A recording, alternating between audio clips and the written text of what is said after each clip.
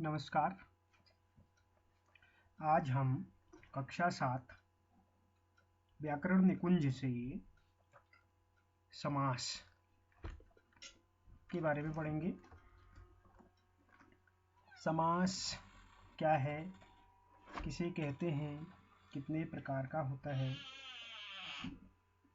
यह समझने के लिए कुछ वाक्यांशों को हम ध्यान से पढ़ेंगे, जो इस प्रकार हैं। चार राहों का समूह चौराहा। विद्या के लिए आलय विद्यालय। पुस्तक के लिए आलय पुस्तकालय। माता और पिता माता पिता। महान है जो आत्मा महात्मा। घोड़े पर सवार घुड़सवार। जेब के लिए खर्च जेब खर्च। तो ये उदाहरण जो हमने देखे, कुछ शब्दों के समूह दिए गए हैं और साथ ही उनका एक सामासिक पद दिया गया है, जिसको हम समस्त पद भी कहते हैं। तो इस प्रकार परस्पर संबंध रखने वाले दो या दो से अधिक शब्दों के मेल को समास कहते हैं। जब समस्त पद के सभी पद अलग अलग किए जाते हैं तो उसे हम समास विग्रह कहते हैं। जैसे माता पिता शब्द का समस्त पद का विग्रह है माता और पिता। समस्त पद समास रचना में दो या दो से अधिक पद होते हैं। पहले पद को पूर्व पद, दूसरे पद को उत्तर पद कहते हैं। इन दोनों पदों के मेल से एक नया शब्द बनता है, जिसे हम समस्त पद कहते हैं। अब आता है समास के भेद। समास के 6 भेद हैं। पहला तत्पुरुष समास, कर्मधारय समास, द्विगु समास, द्वंद्व समास, अव्ययी भाव समास और बहुव्रीहि समास। तो सबसे पहले हम तत्पुरुष समास के बारे में पढ़ेंगे। जिस समास में दूसरा पद प्रधान हो तथा विग्रह करने पर कर्ता व संबोधन के को छोड़कर अन्य किसी भी कारक विभक्ति चिन्ह आते हों, वहां तत्पुरुष समास होता है। जैसे जेब खर्च, जेब के लिए खर्च। राजमहल, राजा का महल। तो यहाँ हमने देखा के लिए और का, ये हमारे कारक चिन्ह प्रयोग हुए। दूसरा है कर्मधारय समास। जिस समास के दोनों पदों में विशेषण विशेष्य अथवा उपमेय और उपमान का संबंध होता है, उसे कर्मधारय समास कहते हैं।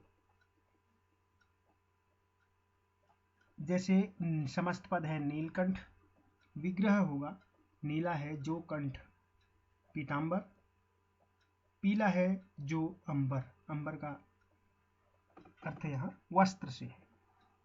भला मानस, भला है जो मानस। विद्याधन, विद्यारूपी धन। तो यहाँ पहला पद विशेषण तो दूसरा पद विशेष। पहला पद उपमेय तो दूसरा पद उपमान।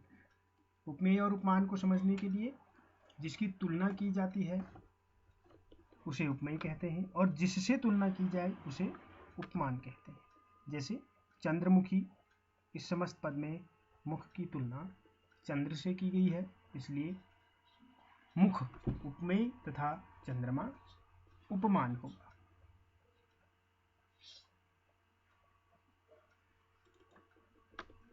तीसरे नंबर पर आता है द्विगु समास। जिस समास में पहला पद संख्यावाचक विशेषण हो तथा समस्त पद समूह का अर्थ देता है, उसे हम द्विगु समास कहते हैं। उदाहरण, समस्त पद है नवरत्न और विग्रह होगा इसका नव मतलब 9 रत्नों का समूह। त्रिभुवन 3 भुवनों का समूह। पंचवटी 5 वृक्षों का समूह। शताब्दी 100 वर्षों का समूह। तो जिसका पहला पद संख्यावाचक हो वहां द्विगु समास होता है। अगला जो समास है हमारा वह है बहुब्रीहि समास। जिस समास में समस्त पदों के दोनों पदों में से कोई भी पद प्रधान नहीं होता बल्कि तीसरे पद की प्रधानता होती है, उसे हम बहुब्रीहि समास कहते हैं। समस्त पद, चक्रधर, विग्रह, चक्र को धारण किया है जिसने अर्थात विष्णु। लंबोदर, लंबा है उदर जिसका अर्थात गणेश। पीतांबर, पीले हैं वस्त्र जिनके अर्थात श्री कृष्ण। तो इस प्रकार हमने देखा जिस समास में दोनों पदों में से कोई भी पद प्रधान नहीं होता बल्कि एक तीसरा पद प्रधान होता है, उसे हम बहुब्रीहि समास कहते हैं। यह परीक्षा की दृष्टि से भी महत्वपूर्ण है।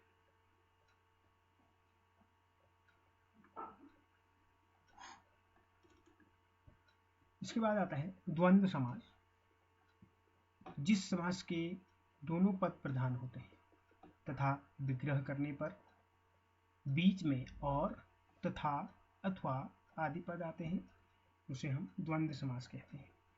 और इसकी एक पहचान है, बीच में योजक चिन्ह भी होता है, जैसे राम लक्ष्मण, राम और लक्ष्मण, पाप पुण्य, पाप और पुण्य, उल्टा सीधा, उल्टा या सीधा, तन मन, तन और मन, यस अपयस, यस और अपयस। इसी क्रम में अव्ययी भाव समास।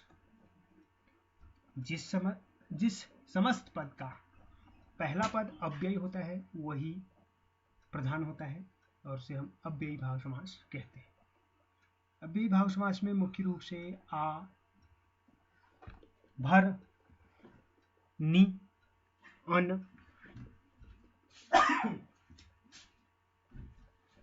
तथा प्रति, बे, बा, ब आदि अव्ययी शब्दों का प्रयोग होता है।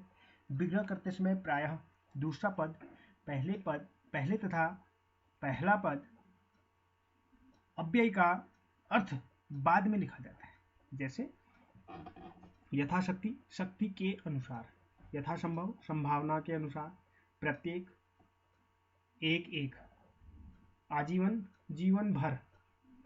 इस प्रकार अव्ययी जो होते हैं उनका प्रयोग हिंदी भाषा में किया जाता है और उन पर कारक, लिंग, वचन आदि के प्रयोग करने पर भी उन पर कोई प्रभाव नहीं पड़ता, उन पर कोई परिवर्तन नहीं होता है, उन्हें हम अव्ययी कहते हैं। और अव्ययी भाव समास जिस समस्त पद का पहला पद अव्ययी होता है और वही पद उसमें प्रधान भी होता है। अगला इसी क्रम में अब हम देखते हैं कि बहुब्रीहि तथा कर्मधारय समास में क्या अंतर है। बहुब्रीहि समास, कर्मधारय दोनों समासों के उदाहरण कुछ ऐसे शब्द हैं जो बहुब्रीहि समास भी और कर्मधारय दोनों समासों के उदाहरण होते हैं।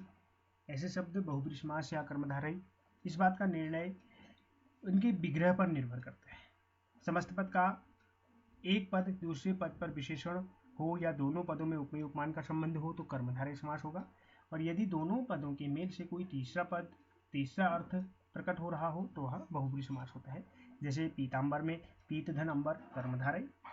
पीतांबर, पीत है अंबर जिसके, वह है कृष्ण, इसमें बहुब्रीहि समास। द्विगु और बहुब्रीहि समास में अंतर स्पष्ट करने के लिए द्विगु समास में पहला पद संख्यावाचक और दूसरा पद विशेष्य, परंतु बहुब्रीहि समास में सारा ही पद विशेषण का काम करता है। विग्रह करने पर हमें इसमें अंतर पता चलता है, जैसे त्रिफला, 3 फलों का समूह द्विगु हो, और 3 फलों वाली औषधि बहुब्रीहि। दशानन, 10 आनन द्विगु, 10 आननों का समूह, 10 मुखों का समूह, और 10 आनन में 10 है आनंद जिसके वह है रावण। यहाँ हमने देखा बहुब्रीहि तथा कर्मधारय समास में अंतर। तो इस प्रकार हमारा समास हमने आज पढ़ा। आशा करता हूँ आप सभी को समझ आया होगा। धन्यवाद।